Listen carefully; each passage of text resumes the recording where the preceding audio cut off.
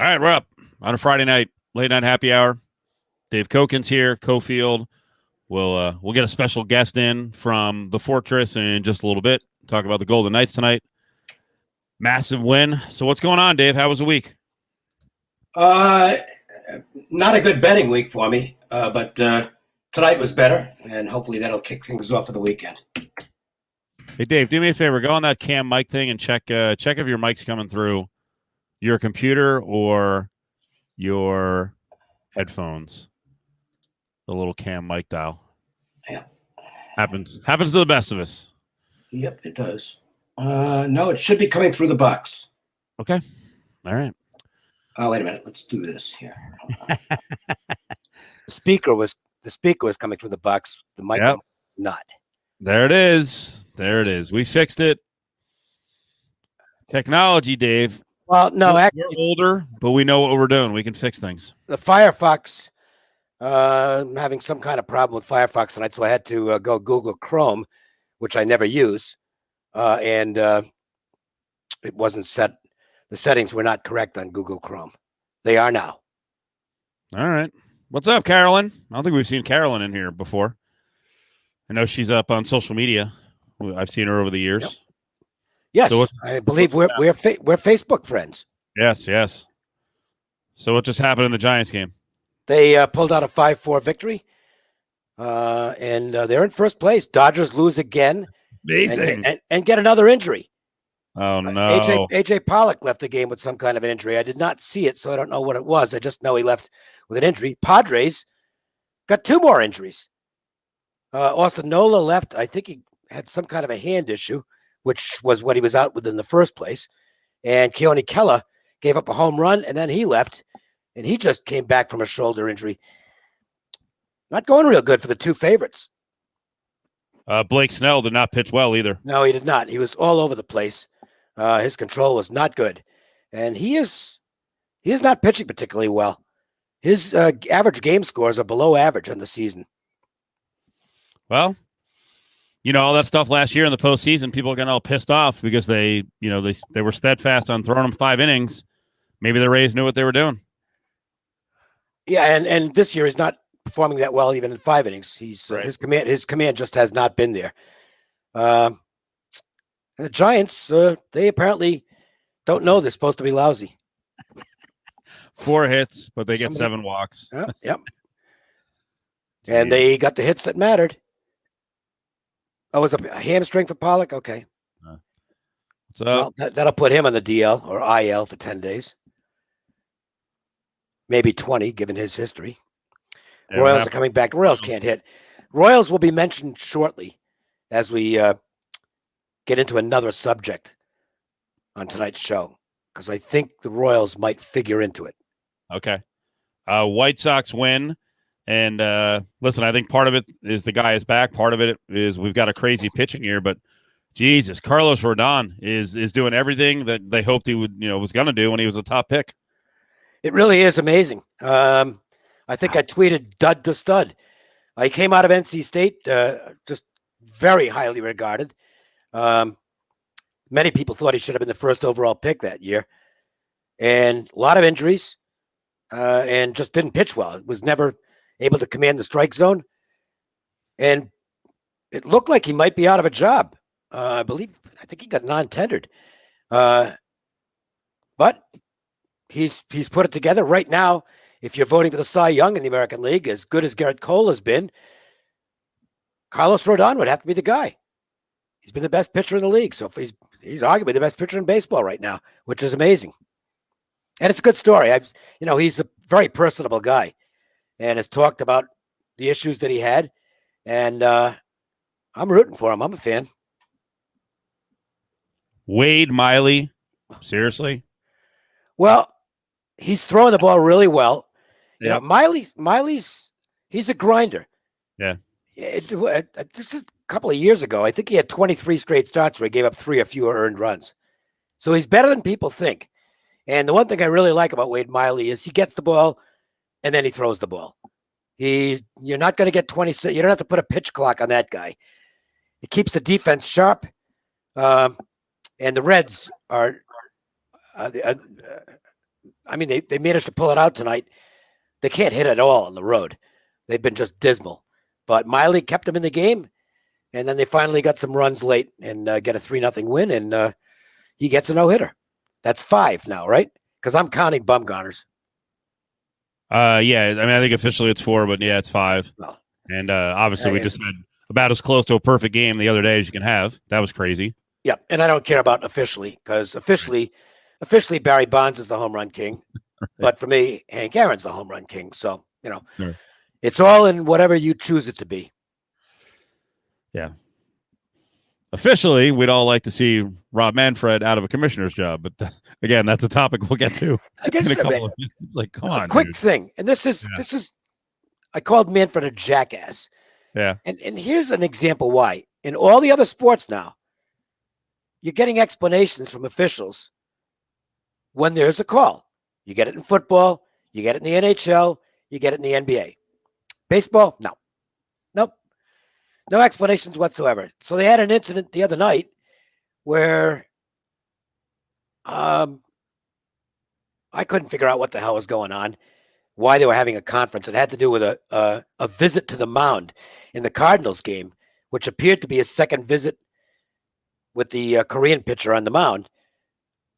And they were trying to determine whether it was a second visit and he had to come out of the game or it didn't count because it was just a translator thing. No explanation. Baseball's stuck in the 20th century with Manfred. He's terrible.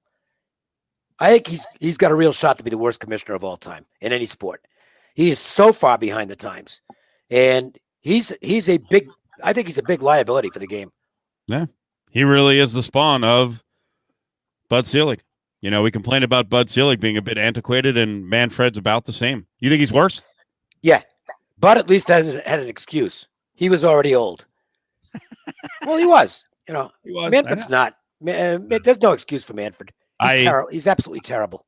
I still love, I give him credit for his dumb honesty, but I still love about 2 weeks ago when he said, Adam Silver talked to me, and Silver said I should stop worrying about the speed of the game and said, embrace it. It's perfect for gambling. Like, basically, I had to be told by another commissioner to shut the F up about pace of play and complaining about his own game. Silver's like, it works, dude. Relax. Yeah. Gambling's the future. Stop trying to speed up the game. That's not why you're losing audience, because of the speed of the game. No. I mean, they've got one thing going for them, which is MLB Network does a really good job with getting interviews with players and showing a little bit of their personality rather than just talking baseball all the time. And that's good, but nobody else does. And the sport does a terrible job of promoting its talent. Awful. Horrendous. And how about what they did with the minor leagues? Yeah, I mean, well, they wanted to condense things. Yep. So now you've made all these small towns around the country that have potentially lost teams all pissed off. So who knows how that's affecting their interest in Major League Baseball. Yeah, absolutely. I mean, Casablanca Rick brings up Lancaster, California. I mean, you got to think there's some people in Lancaster who are saying, you know what? Screw baseball. The hell with it. They just hurt our city. Spent all this money on a new stadium. No team. Thanks. And they could have afforded to keep all these leagues alive. They didn't have to. They didn't have to do this. I mean, their revenues are incredible. Of course. So this excuse. Well, it's expensive. Bullshit. How about the officiating, the umping? Well, that's the union. That's the umpires union, which is really strong. Okay, so I don't know. Good luck fighting that.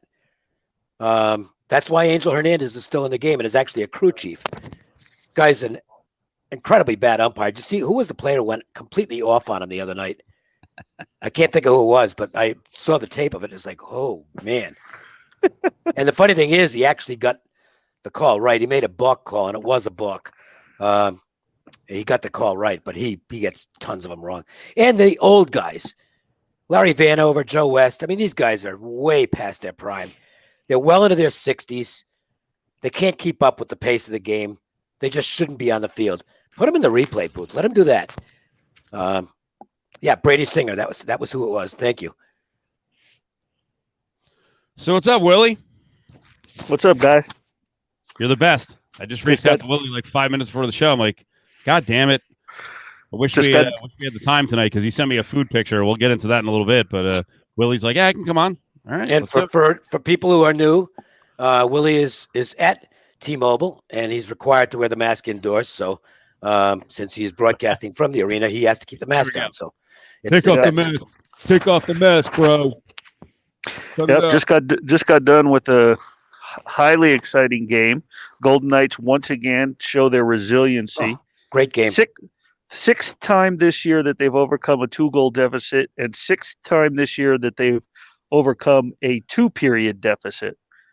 9-0 in overtime. 9-0 in overtime. I believe they're the only team undefeated in overtime. I want to say. And the second period, Robin Leonard was a little shaky, but boy, he made up for that with some great saves in the third period in the overtime. I mean, he made a couple of real beauties in the overtime, which gave him a chance. And Marchessault pulls it out. That's a great 2 points for the Knights because look, they're better than Minnesota, but they don't match up well with the Wild for some reason. And it's important for this team to finish first and not have to play them in the first round. And you know what? Tonight alone could possibly do damage mentally to the Blues, because if they meet in the first round, this is going to provide a boost of confidence for the Golden Knights, because they've shown this time and time again this season in returning from a road trip. Remember, this condensed schedule, playing every other day. There hasn't been a lot of time off. They recently had where they played 2 games in an 8-day stretch or 7-day stretch. But other than when they were shut down for COVID, they've really been playing every other day. So they've shown some sluggish times in their first game back from a road trip. And they've come out flat. And DeBoer has said that. And they've come from behind a couple times, or they've just lost that first game back from a road trip. So to pull off the victory like they did tonight, especially against a team that they most likely are going to face in the first round, is huge. It's huge. So, and St. Louis even mentioned, the players. I jumped in the post-game press conference with the Blues, and they made mention of that, in that, it would have been nice to win, but this comes a time when you got to play playoff hockey. These are the important times. It's nice to get that point, but they would have wanted to get the win. And in losing in overtime, it coupled with the Kings loss, so St. Louis clinches its postseason berth. Right. Well, they were going to make it anyway, but yeah, they get it out of the way, and it's good for them to, now. But they come in tomorrow. Tomorrow's game should be just as good. You got, because you've got to assume it's going to be Fleury and net, right? They've been going the back and forth. Saturday night, the crowd was rocking. The crowd was incredible. The energy was incredible. It was loud. One of the I think it was Tyler Bozak, said that it felt like there were 40,000 fans in the arena. Tonight was the largest crowd in the NHL season. 70, just over 7,500. NHL and NBA. Well, actually, there were a little more than 8,000 in Phoenix tonight. Okay, so, all right. Yeah, I had heard that they said that on the broadcast tonight, but what was funny? They announced that just before the Suns announced theirs, because there was a beat writer I follow on Twitter, and he had put out that there was 8,000 in attendance. So, for that brief moment, there was. So the 2 biggest crowds in the NBA and NHL tonight.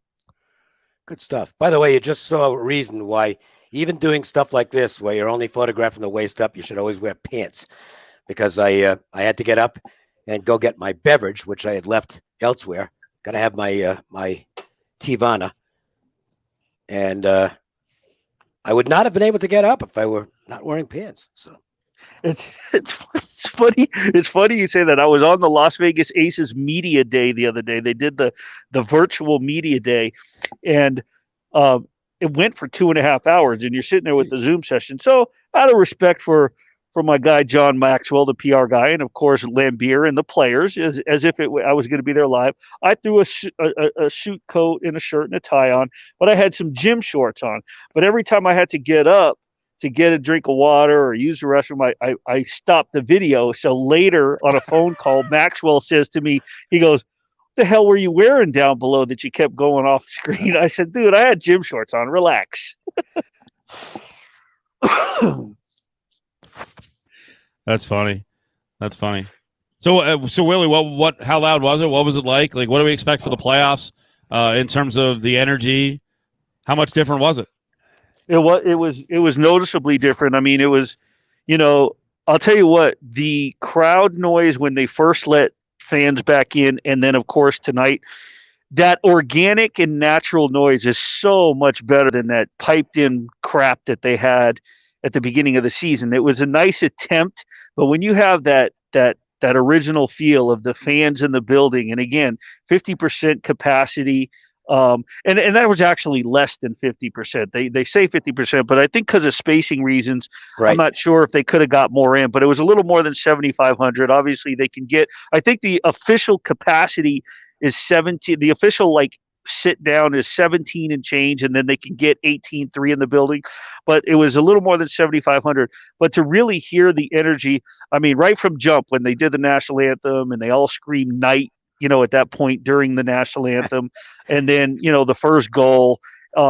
It's so different, and even the like I said, the Blues said, Tyler Bozak said that it felt like there were 40,000 fans in here, after playing throughout the West Division arenas and seeing and barely hearing anything. It sounded so loud to them, and that they were excited just to go on the even when you go on the road, because this is starting to feel like playoff hockey. This is starting to feel like normalcy. You're starting to feel it, whether you're on the road or at home. The more the more fans that you're hearing, it you feel a little bit of normalcy coming back to life. So the Blues even were positive about it. Yeah. Tomorrow night, by the way, I would think the backup will probably go for the Blues. Husso. Yeah. Because they're in the playoffs. They really basically can't improve their position. So there's not much point in going back to back with Binnington. And MAF will be in net, as you mentioned, for the Golden Knights. So Knights with a good chance to pick up 2 more tomorrow and take one step closer to wrapping up the division, which is huge. I mean, I think Colorado dumps Minnesota. They match up really well with them. The Knights would probably beat Minnesota as well, but I think it might be a really long series, and you don't want that with the specter of the Avalanche in the next round. So it's really important for the Knights, I believe, to win this division. Yeah, no, I agree 100%. I think they have to win the division. And they need to play St. Louis. They have confidence that they can beat St. Louis. Berube, Craig Berube, coach of St.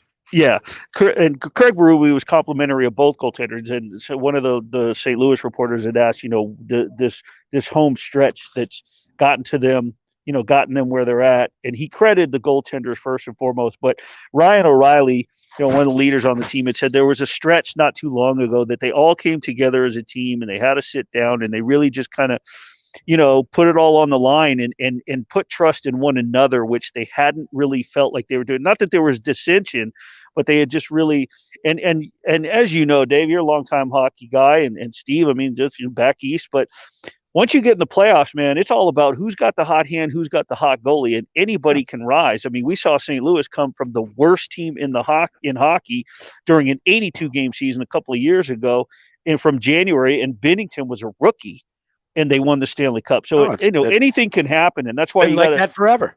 Yeah, that's why you go back to when I was a lot younger, and the Bruins were the best team in the league. I mean, there was no question. The Bruins, Bobby Orr, Esposito, Cheevers. I mean, they were loaded, and a rookie goaltender named Ken Dryden. Oh yeah, came out of Cornell, directly out of Cornell to the Canadiens, and basically single-handedly knocked the Bruins out. And Canadians went on to win the Cup, and of course, Dryden's in the Hall of Fame. But you get a hot goalie at the right time, and that's why Brady said ready to bet on what DeBoer does with goalies during the playoffs. It's going to be Fleury. It's going to be Fleury. Fleury is going to be the goaltender. Yeah. No, and again, I think we talked about this last week. That's no knock on Leonard, but Fleury is the number one goalie, and unless he gets hurt or plays poorly, he's going to play the vast majority. I won't say all, but he'll play the vast majority of the games. Yeah, and you know what? And it's, I mean, like last year, it's not a bad situation with who your backup is. I double checked this, but just in the regular season, since Leonard has arrived in Vegas, I think he's now 16-3-2 or something to that effect since joining the Golden Knights in 2020 in the regular season. So I mean, that's it's not a bad problem to have. No. And I mean, and you're talking about Fleury, who's still in the Vezina Trophy conversation.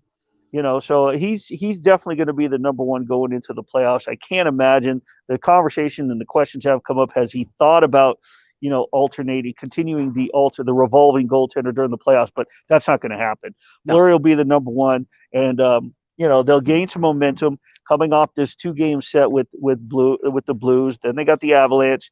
They finish on the road, and they'll start off next weekend. The playoffs, it looks like those 3 divisions they're gonna get started right away. They're not waiting for the North, and in Vegas playing at home, that's obviously that's the big advantage. I mean, that's for the last 3 years, everybody knows this is the players enjoy, I think, coming here in the regular season because of the excitement, the enthusiasm, the energy. They love the fans, even the opposing teams. But come the playoffs, you don't want to face Vegas. And this is a they get healthy. The Pacioretty comes back, and Ryan Reeves comes back, and you got your heavy guy, you got your leading goal scorer. It's they're going to be in a good position. And to your point, Dave, about Colorado and Minnesota, I agree that Colorado should, take Minnesota up, but the way that Minnesota plays so heavy and the physicality. Yeah, but they're not quick enough to match. Colorado's absolutely murdered them head to head. They just don't have the speed to match up with the Avalanche. But they could. But my point is going to be they can wear on them, and if Vegas can get past, I disagree. Get through St. Louis quicker. I completely disagree. I think the Avalanche. I think the Avalanche. I think it'll be a surprise if it goes more than 4 games. I think they'll kill Minnesota. Really? They're too fast for them. Yeah.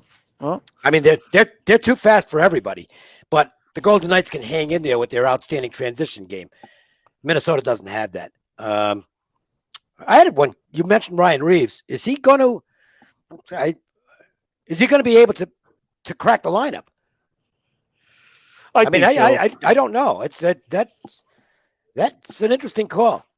Yeah, I think because the guys who've replaced him have played very well.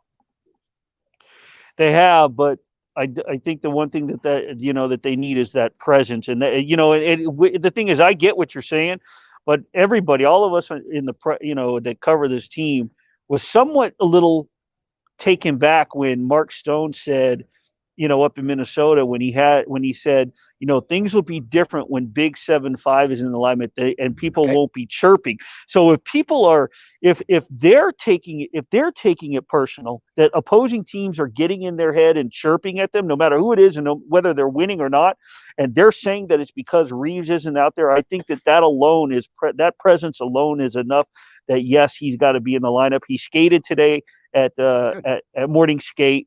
And DeBoer said he wasn't quite ready yet, but they're hoping to have him back for the playoffs. So I definitely think they're going to have him in the lineup. The ability to sit him if they need to and bring some firepower in for offense if that's the case. But I think that they're missing that heavy. So, well, I know one thing. It's nice to have the situation where you can do whatever you want with that 4th line and not have to worry that there's a drop-off because they're getting what they want out of that 4th line. And I know plus, minus, stuff like that. That line's not out there to score a lot of goals, but they're out there to be physical, and it's done a very good job. Yeah, and it's a solid team. 2 best teams in the league are in this division. Yeah. Nosek was playing in Carolina. Nosek was playing well when he got, when he went down too. He was scoring. He was on a nice little scoring run as well from the 4th line. So, by the way, a good thing tonight. I mean, it doesn't mean he's suddenly going to get hot. Good to see Riley Smith put one home. 2nd straight. Yep, he's emerging from what has been a tough stretch in terms of putting the puck in the net, and he can be a weapon. Yeah. So that's another good thing as we head toward the postseason. We've always said since year one, a couple of the guys when Paul Stastny got here, they were talking about how he's how smart and his knowledge just of the whereabouts and how to run the offense and run his line. We've always said since the season 1, that the top line was Carlson, Marchessault, and Smith, but Smith was somewhat the glue and the I don't want to use the word captain like the C on the jersey, but he was the sort of the guy, and he has the IQ and the smarts, and so yeah, I think that, and what's important to remember is that particular line. You think about Stone and Pacioretty and Stevenson, how they've emerged as the top line, but Carlson, Smith, and Marchessault is the core of, and Fleury, really the core of that Stanley Cup run.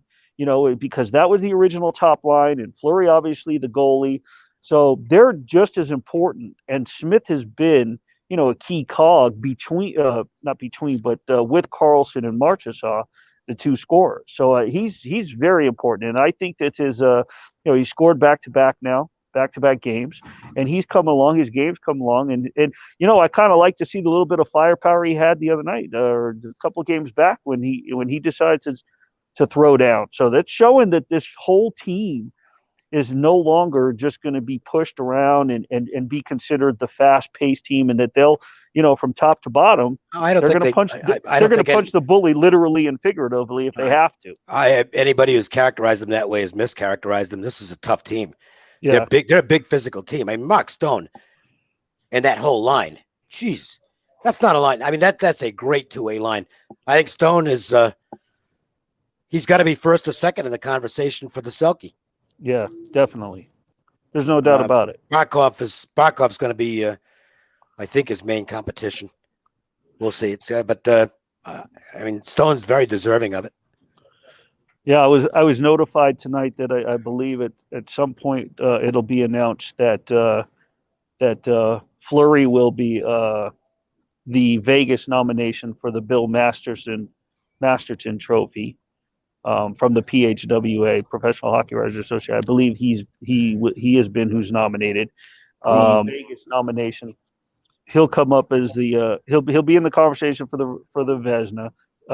Stone for the Selke, and Theodore's been brought up a few times for the Norris. So no, they got some top. He might get mentioned. I don't think.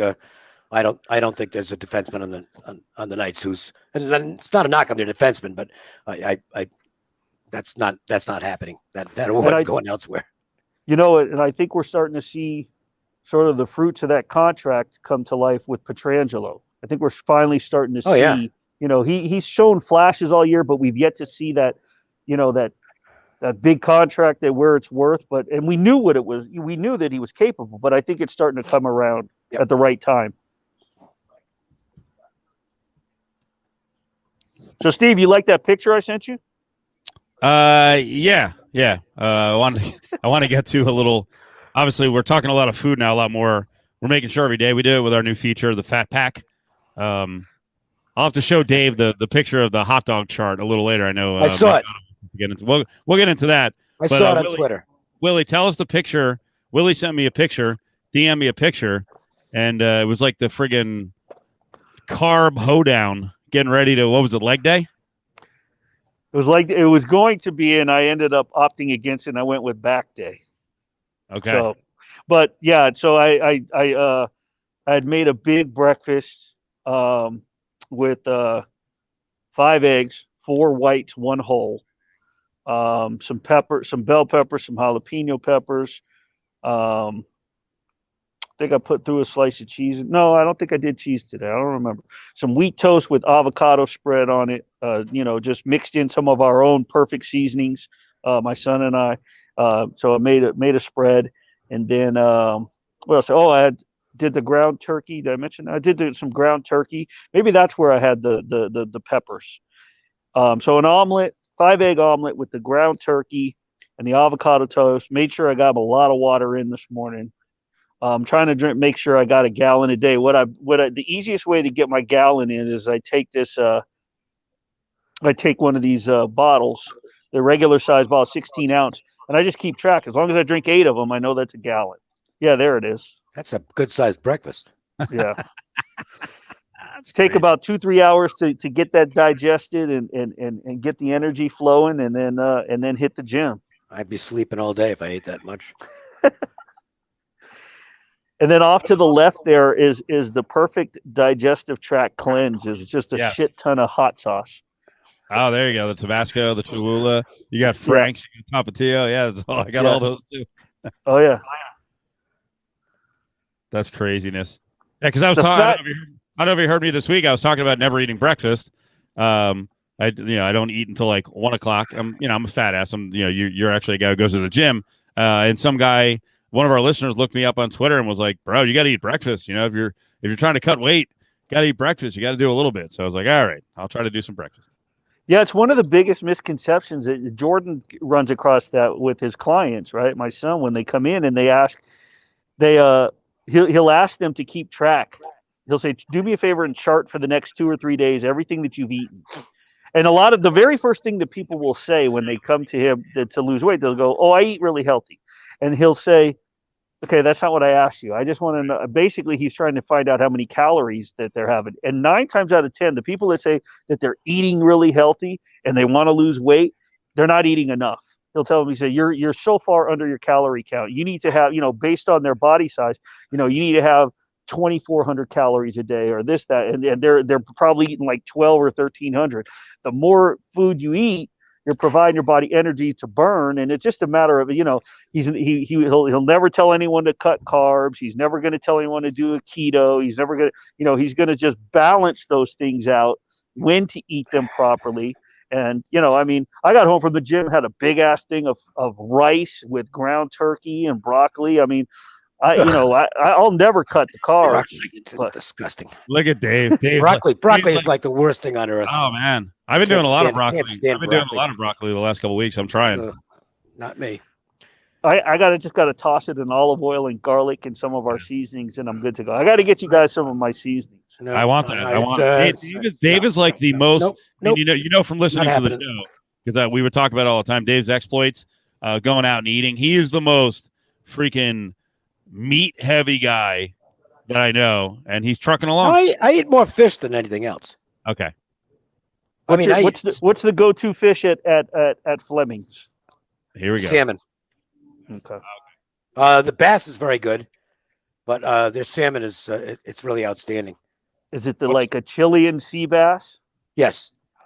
That I saw that at a butcher shop the other day. It was like fucking $24.99 a pound or some shit. I was like, what the hell? Yeah, it's not cheap. Anything out of the water is not cheap.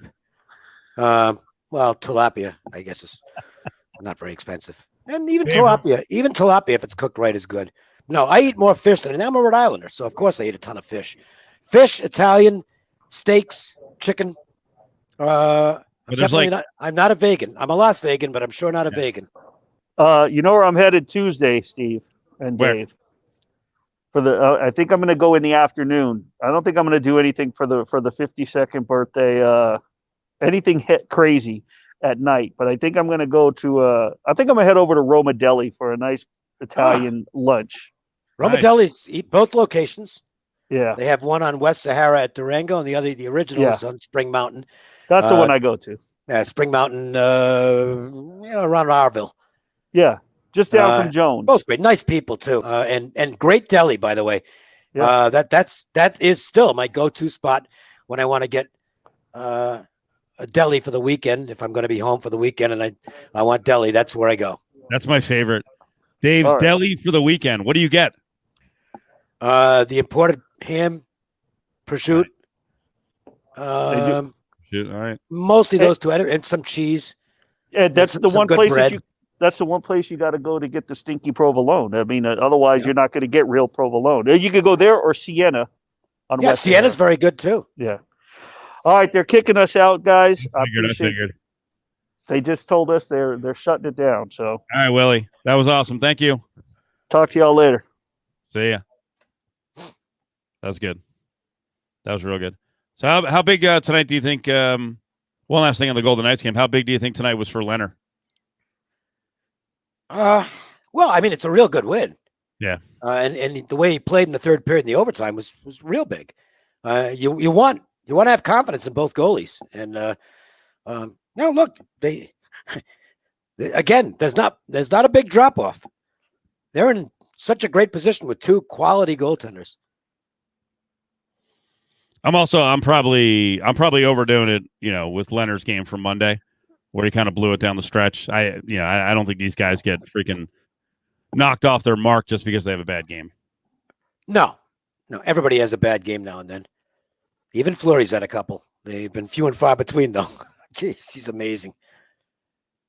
Man, it is crazy, though, the way the season's gone. If you had told me come playoff time that 90% of the fans would be like, hey, Fleury's got to be the guy, and it ain't 50-50, I would have never believed it. I would have. Because that's kind of what I said all along. Yeah, you never bought into it, huh? No, I think Fleury is. I mean, there's a reason he's now the third all-time leading winner in the NHL.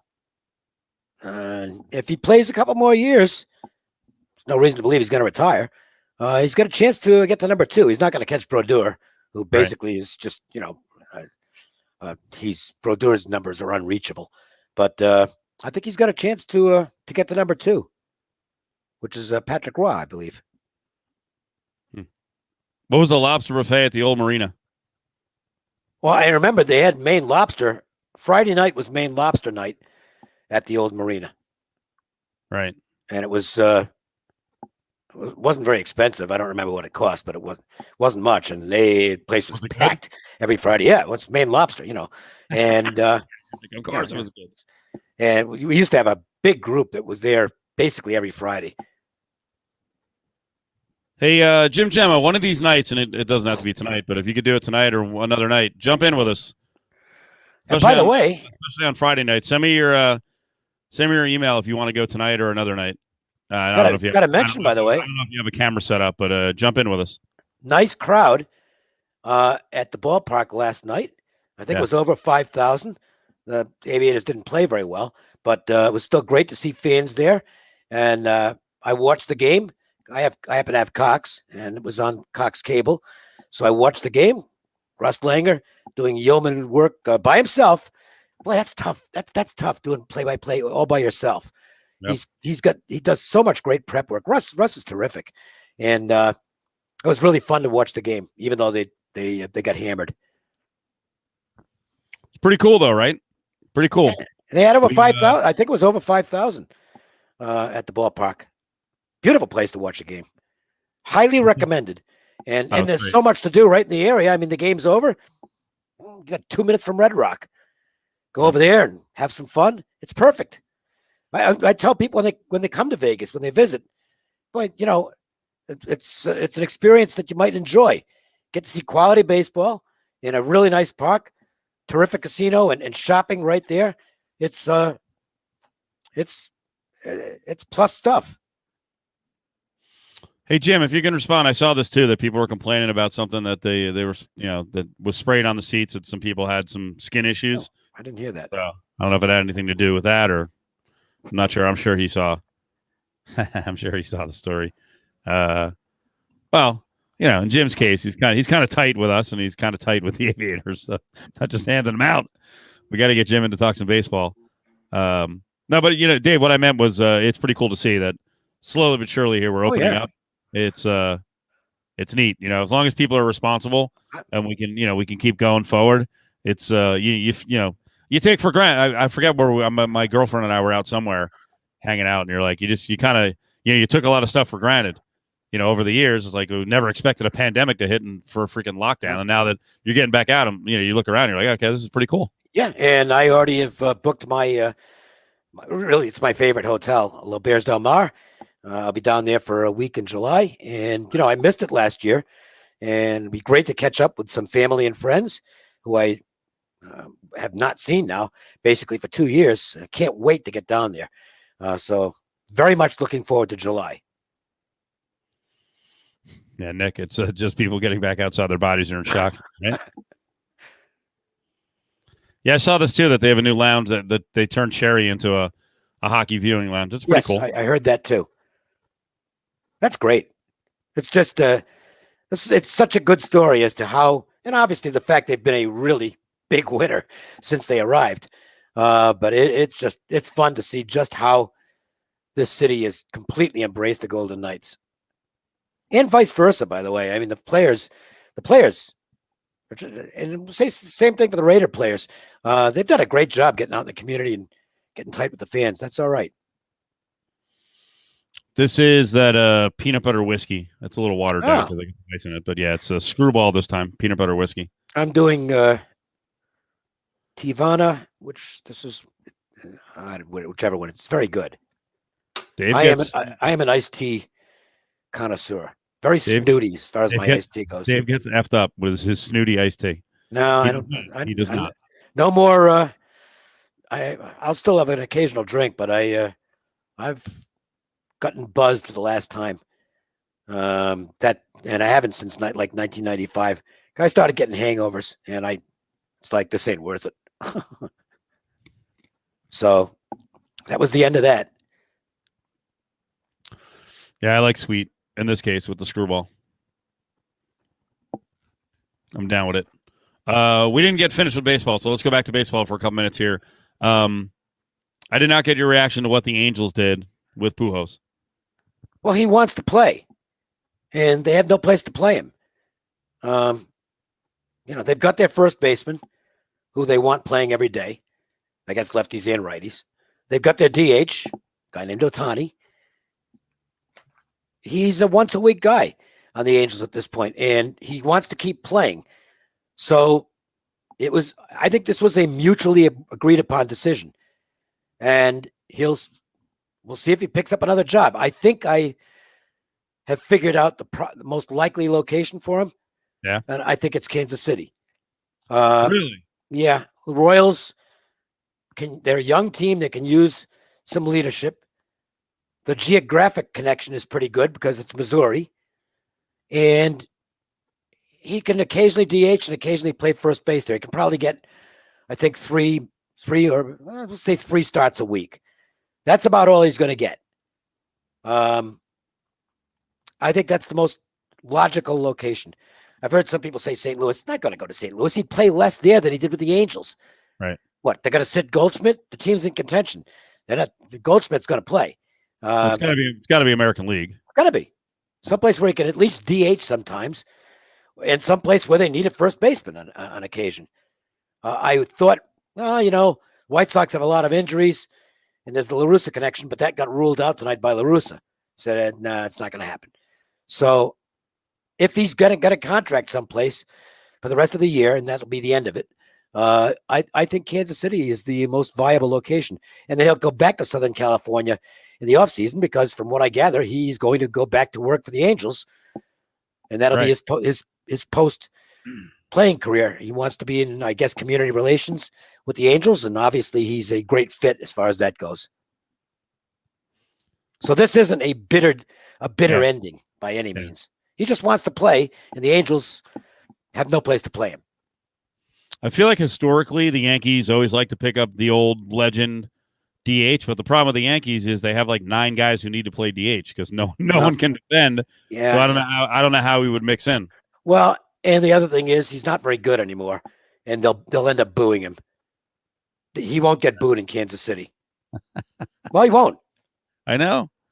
I mean, New York fans turn in a hurry, and they're going to turn on a guy who's hitting maybe 200. I mean, he's done. He's not good. And neither is Cabrera. It's a disaster. Miguel Cabrera is just a disaster at this point. Did he play today? Did he do anything? No. Is he above 100 now? He's hitting like 110. He was 98 the other day. Yeah. I mentioned it to Adam Hill's a Tigers fan. He's a Miggy fan. And I said, he's hitting 98. And he's like, no, he's not hitting, not that bad. I'm like, he's hitting 98. He is. Yeah. He can't get around on a fastball anymore. He can foul it off, and that's about it. It's over. Unreal. And they owe him they still owe him like 90 plus million, I think. Yeah, he's owed a lot. He went 2 for 2. Oh. And 2 walks. That's a hell of a game. He's up to 127. Oh. Alrighty. He's still good. He's able to extend at bats because he can still foul balls off, but he just can't yank them anymore. Right.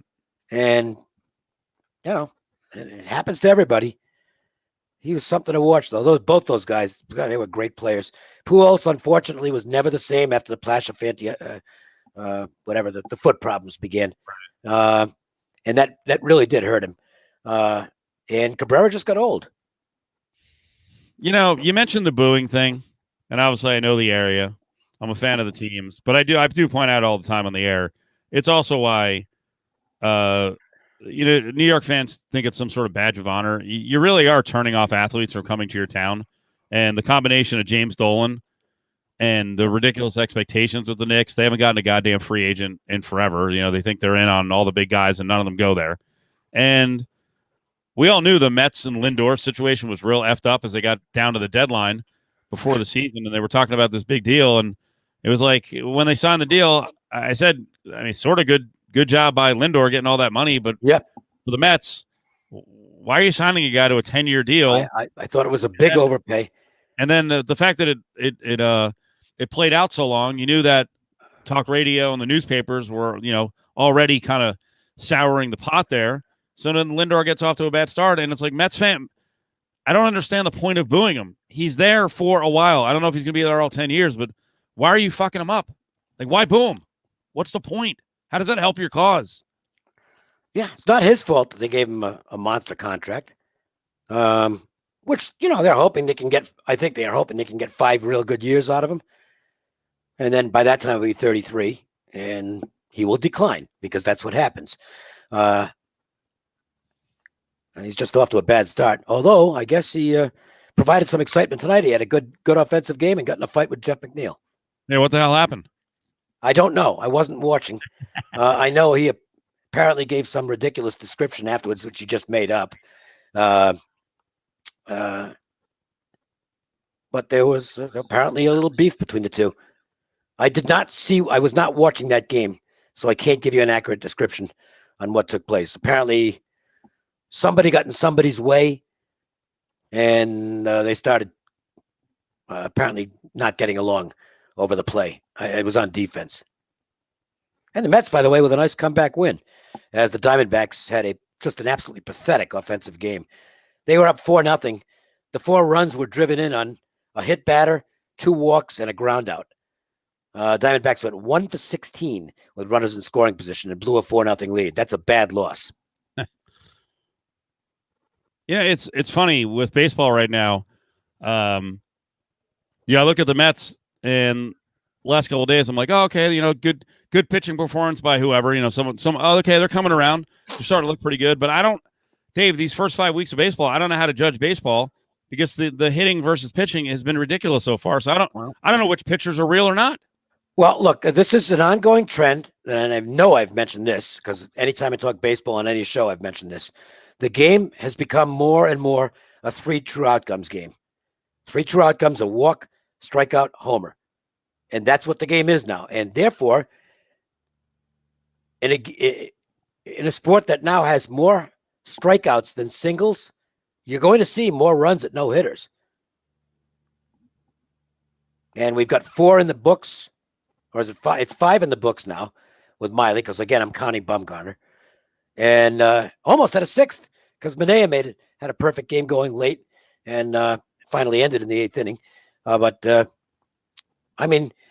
If you'd have ever told me, hey, we could see a season with 10 no-hitters, I would have said, you're out of your mind. Well, we're 25 games into the season, and we've already got 5. So I'm not saying we'll get to 10, but not ruling it out. It's like there's a run at it almost every day right now. So are there organizations that will make the adjustment and hit to more contact, and then they're the ones who will win? Or I think they will. Has everyone built their roster so it's just freaking swing for the fences? There's got to be some teams out there that are going to take advantage of this, homer, strikeout, or walk, right? I would think so. There are some players who I've seen this year that actually are trying to use more of the field. Why not? Most players are not actually home run hitters. Most players should be going gap to gap. And if the ball goes out of the park, that's fine. But use the whole field. Well, we talked about it last week that Mike Trout has actually his launch angle has actually gone back. And look who's one of the best players, if not the best player in baseball. Like, he's smart. Not that he's smartened up, but he's having a hell of a year. Baseball wise, there's going to be adjustments. It cannot be like this the whole year across baseball. I would hope so. And Mike Trout's baseball IQ is probably about as high as it gets. Right. So the guy is a savant when it comes to baseball. Anyway, and the Angels, by the way, get a needed win tonight. They have been playing very poorly, but they got a good win tonight. The Dodgers are now 1 game over 500. If you bet the Dodgers over win total, which of course was supposed to be an easy winner, as everybody was talking about, they're going to win 130 games. You can pretty much throw that one away. They're at 17 and 16. Is that right? I don't have the figures in front of me, but it's yeah, I think that's about right. 17 and 16. I think so. How about the Dodgers? Well, they got to get some players in the field. I don't care who you are. I mean, that lineup is depleted right now. Yeah. And they got another injury tonight. They're snake bit. You know, I don't care who you are. You lose this many players, the results are going to suffer. Nobody's got that much depth. Has anyone's career been wasted more? What's wasted? No postseason. Or very little postseason. Well, you're going to say Ted Williams' career was wasted because he only made the World Series once? Willie Mays only made it twice. A little tougher to make it back then. Yeah. But it's still about, he's only got championship rings. That's always been the dumbest thing I've ever heard is judging a player just by the number of championship rings or by the lack of championship rings. Dan Fouts never won a Super Bowl. Right. If you don't think Dan Fouts is one of the best quarterbacks to ever play, you don't know anything about the NFL. And it shows you how many people don't know anything about the NFL because they never mentioned Dan Fouts right on the list of great quarterbacks. And believe me, he was fucking awesome.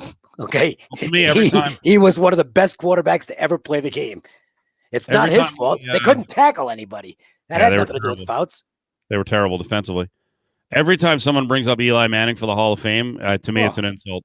As compared to quarterbacks, I mean, Fouts is in, but as compared to quarterbacks who don't get enough credit because they didn't win, and Eli Manning gets propped up.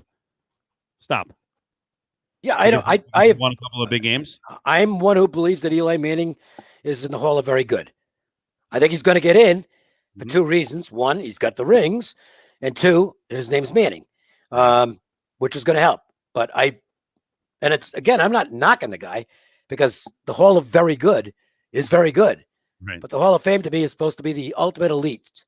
And I'm not sure it is anymore in any sport.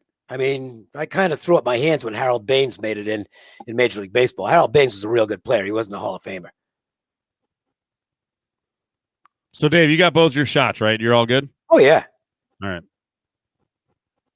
Do you know anyone who is not getting the shots? Yes. What do they say? Nothing that makes any sense to me, but that's their choice. But they'll need to realize that whether they like it or not, there are going to be some places that will not allow them in. Which like, what do you mean? I can't say who, but they're going to be businesses or airlines or whatever that are going to say no certificate, no entry. That's why you got. And I'm sure he's not the only one. The guy got caught, but some bar owner in California got busted for selling fake vaccine certificates. Oh, my God. That's so ridiculous. Well, the fake ID business used to be big years ago. It was. Yeah. It was huge. And so this, people who I don't want to get the vaccine, but I need the certificate. There'll be a black market for it. Oh, no doubt. But you're right. The rude awakening is coming in a couple of months. There are going to be places, entertainment venues, sporting events. Listen, when I made the reservation, you will not be able to get in. When I made the reservation at L'Auberge, I said, if you require it, we, because I'm going with somebody, we each have our certificates. Yeah. What do I want to wait a bit for? They don't trust it. Yeah, okay. Well, all I can tell you is this. Even if you don't trust it, does that mean you trust what's happening with this disease more? Because it keeps mutating. And the variants are getting from all indications, they're getting more severe. So you want to reduce your chance. It's not going to eliminate your chance of getting it. It's not 100%. Okay. Yeah. Then it doesn't claim to be 100%. But if it's 70%, that's really good. Okay. 70% is great.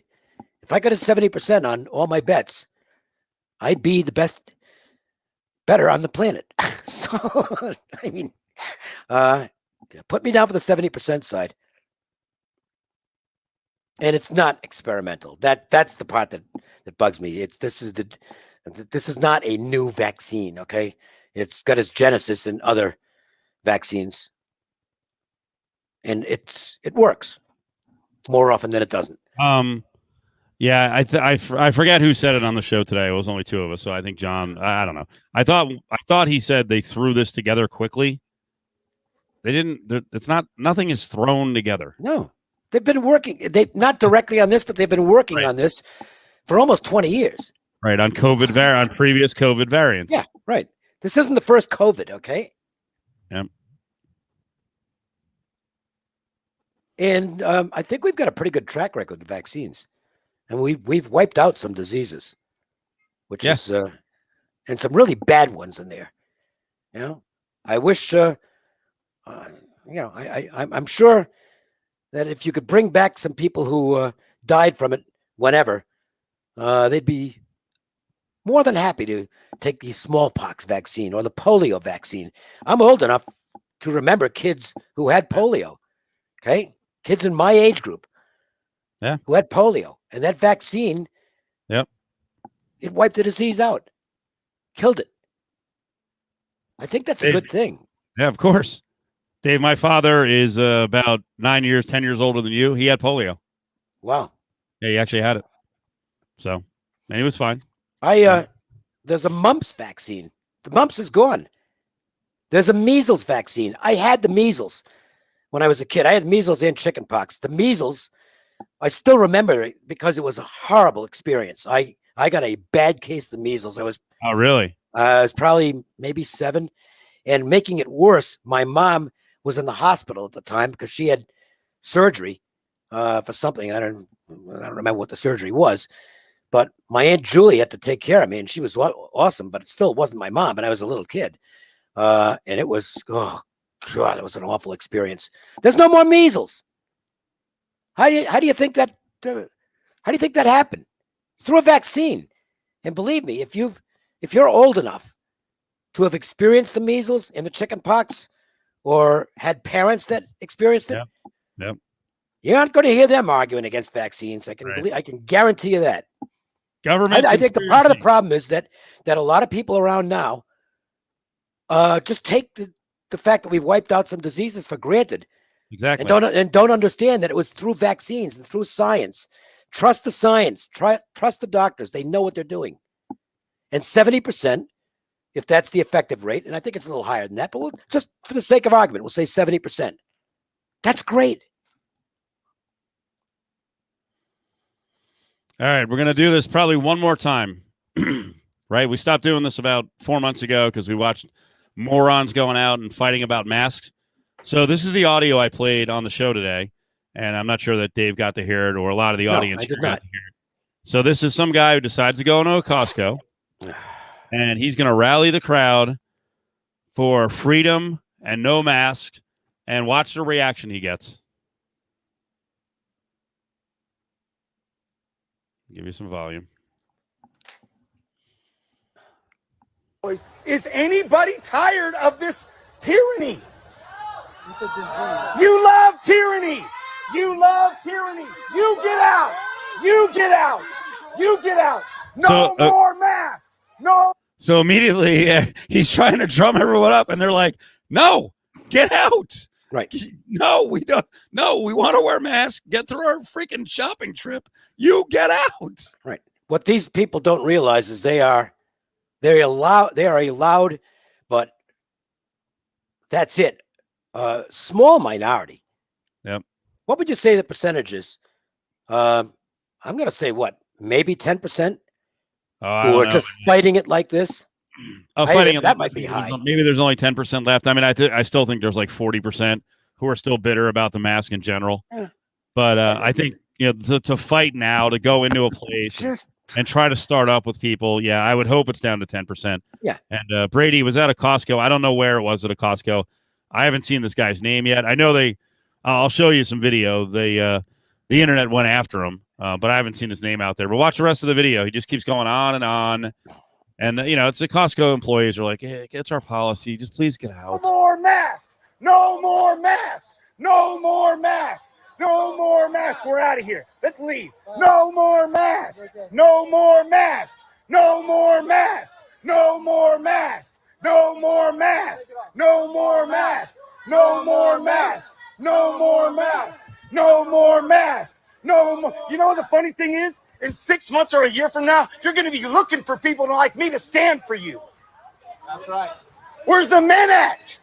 Where's the freaking men at that will stand for your liberty? Where's the men that will stand for liberty once again? Thank you for not putting a mask. Liberty comes with a mask. Liberty comes with a mask, please. As he's I would ask him. The thing I would ask him is this: name me one activity that you can't do because of the mask. Name me one thing that wearing a mask has prevented you from doing. Huh. I ask every time end the mask mandate. I ask that same question. I got one answer. A guy who said that he can't get oral sex from his wife in public because she'd have a mask on. So he was joking. Aside from that, I have not gotten one response. Zero responses. All I hear is that I don't do anything. What, other than being a bit of an inconvenience, which I'll give you. I don't know anybody who likes them. It's not like, yay, we get to wear a mask. Other than the minor inconvenience, give me one thing, including this douchebag at Costco. Name me one thing that wearing a mask has prevented you from doing. Anybody out there got one? And if you don't have an answer, then shut the fuck up. Okay? All you're doing is being a pussy. It's as simple as that. I don't want to wear one, and I'm going to yell and scream about it. You're a pussy. You are a snowflake. Because if all you can do is bitch about a minor inconvenience, I can just imagine what you must be like when something really important happens in a negative fashion.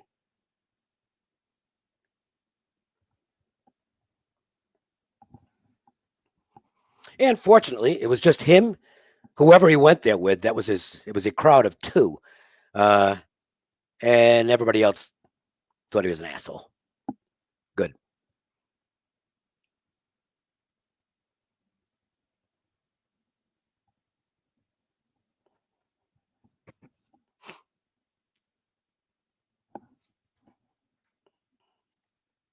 Canceled from my job. Is the guy got fired from his job? Is that what he's saying? Or did somebody just post that on there?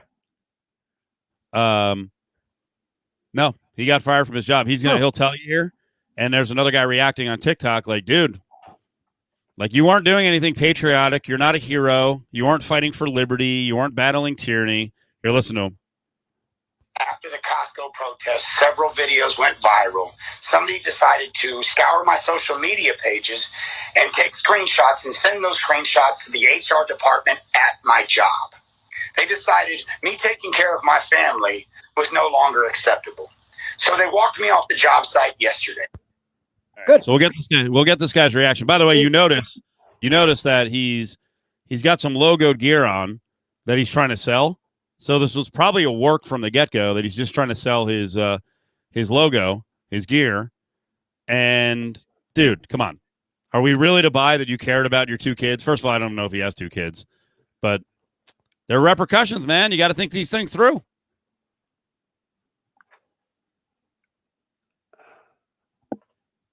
And by the way, correct. He did say on another video that he got. I don't know when he got out of prison. He said he had served because he was talking about, you don't realize what freedom is because I served, I was in jail for 12 and a half years, in prison for 12 and a half years. Like, well, then obviously your bad judgment continues, dude. Really? All right, here, I'll give you the reaction. You ready? He goes on to say that thank God he has his merch to fall back on or he'd be destitute. Well, first rule of marketing is always face your product properly. Yeah, so if you notice, he had his hat and his shirt on the camera. It's backwards, so you can't really read it. So unless you know what he's selling, he fucked that up. But I like the message from this guy. That was not a protest. You threw a tantrum in a Costco, and your company does not want to have to deal with toddlers in its employ. Providing for your family would have been putting on a mask, doing your shopping, paying for your items, minding your own fucking business, and then going home. If I was your boss, I would have fired you too, because I am deathly allergic to white male fragility disguised as pseudo-patriotism. Ooh, strong stuff. Good for him. Yep. Good for the guy with the. Yeah. And I love it. Yeah, he's talking about his prison time. Like, cut it out, bro. Yep. Carvelli, 12 years. That's on you. And again, what freedom did he lose by wearing a mask? I've yet to hear a rational. Seriously, I've not heard a rational explanation from day one. I have not heard a rational explanation other than that it's inconvenient. Right. Now there are some people, but it's an extremely small percentage that it can. I guess I think it's psychological, to be honest with you, but maybe it impacts their breathing a little bit. Okay, get a note from a doctor. And then put something in front of your face anyway. There are alternatives to the mask. You can get the visor, whatever. But it's just I'm sorry. There are a lot of things where your freedom can be violated. This ain't one of them. Right. Pick something good. Yep. It's old. You're in the minority. And it's a decreasing minority. Yep. Because most people, even the ones who, oh God, I don't want to wear this thing, they've just gotten used to it. Yep. And it's not like you have to have it on all the time. You don't even have to have it on in restaurants. And by the way, some of the regulations they put in, I think are actually quite stupid. One is the plexiglass in the restaurants. That's one of the dumbest fucking things of all time. It's ridiculous. The air can go up. The unless it goes all the way to the ceiling, unless you're actually in an enclosed cubicle, then the plexiglass is a complete waste. All the money at the bars they spent on plexiglass between the players. Ridiculous. And it's going to be gone. You know, it'll be gone soon. So I don't want to be mischaracterized here. Jesus, as you're just a typical liberal. I was, if you recall, I was never in favor of the shutdown. I thought, on balance, I thought it was a bad idea, and I still think I'm right on that. I thought controlled, yes, masks, at least some form of social distancing, fine. But I never thought I thought, weighing the pros and cons, I thought the shutdown had more cons than pros. In terms of economic impact, in terms of mental health impact, I thought it was a bad idea. And I still feel that way. And I'm glad to see it's going away. I'm not ripping those who put those mandates into place because I think they thought they were doing the right thing. I just didn't agree with them. So I didn't take the typical liberal stance on that. But as far as the masks go, I'm sorry. That's not a conservative liberal thing. That's either you're an idiot or you're not thing.